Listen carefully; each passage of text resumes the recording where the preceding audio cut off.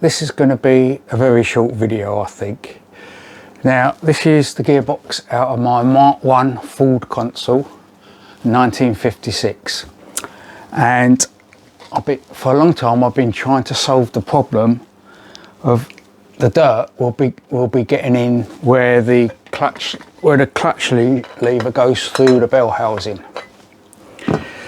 Now this is the original Gaiter, and over the years it's got rock hard, so this obviously should go through there.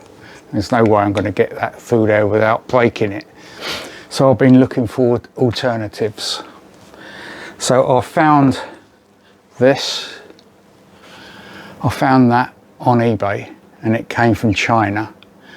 Now this is too big here, so I'm going to try to cut this down and see if it will fit okay.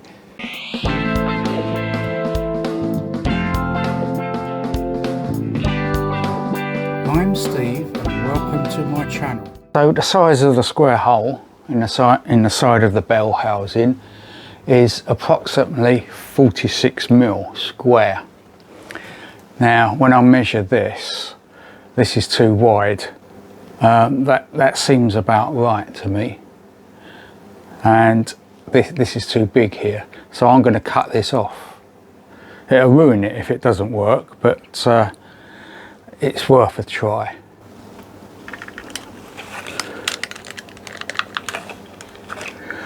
I think I'll get a new blade. So I've cut that down okay, don't look too bad. Now the first thing to do is to fit the clutch lever and the thrust bearing. So the thrust bearing, if anyone has never done this before, I'm just saying, most people who've got these cars will know this, but I'm just saying if no one's ever done it before, that is the thrust bearing, and that face pushes onto the clutch pressure plate and releases the three levers to release the clutch, and there's a ball race in here. This is the carrier and this is the bearing, and you don't need to replace the whole lot, you just replace the bearing when they go, but this one feels really nice and smooth, so this one's good. So these springs clip onto here quite easily like this. They clip on there nicely, but it's not that simple, because there's also a spring clip in here, and that spring clip goes over this pivot point here. Now to get that spring clip in and this spring clip is easier said than done. I'm thinking the square hole in here is just a rough casting, so if that's out a little bit, it will allow the fork to go back a bit. I'm wondering whether that's why I'm having trouble with this. But anyway, you put that on first, you put that in like that, and then you put that in.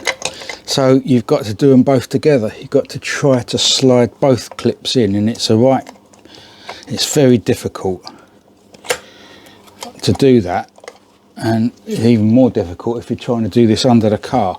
So you just got to try to push it down.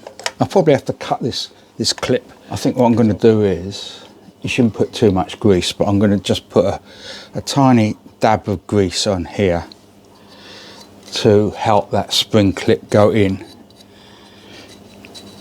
and a little smear here, very small smear, because you don't want oil on your clutch or grease. So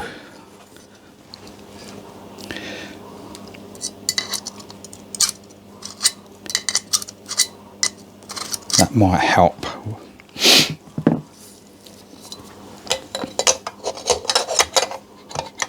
I could feel that spring, but the problem is you got to get this in as well. So now I'm going to have to try to put it in all at once, both clips at the same time.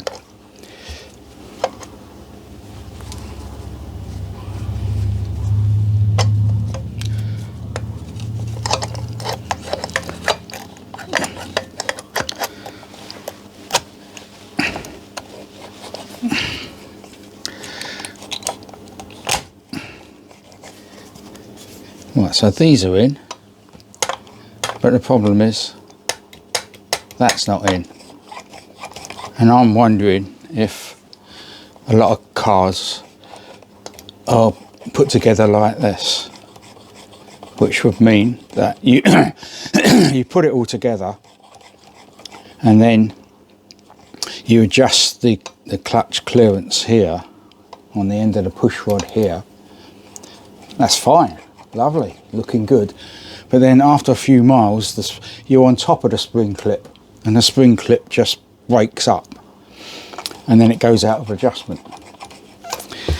I'm wondering if that causes a lot of problems what people have. So that's no good. So I've got to take it off again.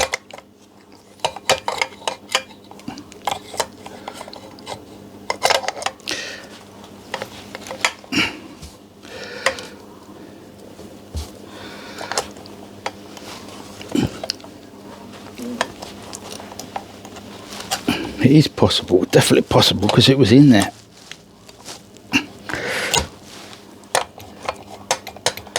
No. And then push it down. That's got it. So that's it. So I won't be taking that off again, because you can see what a struggle that was to get on. So in the end, is that on? Yeah, in the end, I had to push this back as far as it would go, and then push it down. Right, so now I'm going to try to fit this in. Now that shape for the fork is absolutely perfect for this fork. It fits it lovely, and I've just smeared a tiny little bit of silicone grease just to let it slide on a bit better. And I'm going to try to fit it. I will change the view, I think. I'm just going to try it and see how it goes. So I'll push it that way, I think. It's going to take a bit of fiddling to get in there, but it will go in.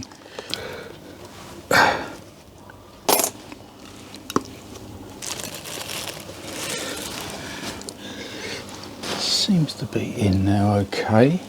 Let's have a look. It's not. I reckon that's okay, you know.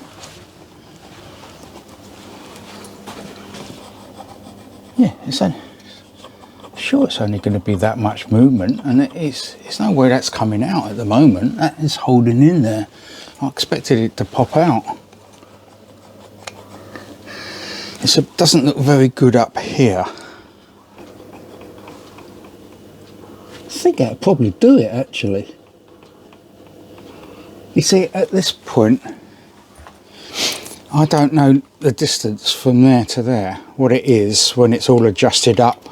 And I can't do that until I put the gearbox onto the engine. So midpoint is about 60 mil. If anyone is under their car and with a 6-inch rule, can you just measure? It's not the length, not the length of the push rod, but just the back of the fork to the casting. See what it is on your car, and then I'll get an idea of where this position should be. It could be there, it could be there, it could be 70, it could be 50. Don't know. I suppose it depends on how much your clutch has worn, but even so, it's going to be within 10 mil, I would have thought. Under here there's a nasty kink, so I'm just going to try to pull that down. Oh, that was easy, wasn't it?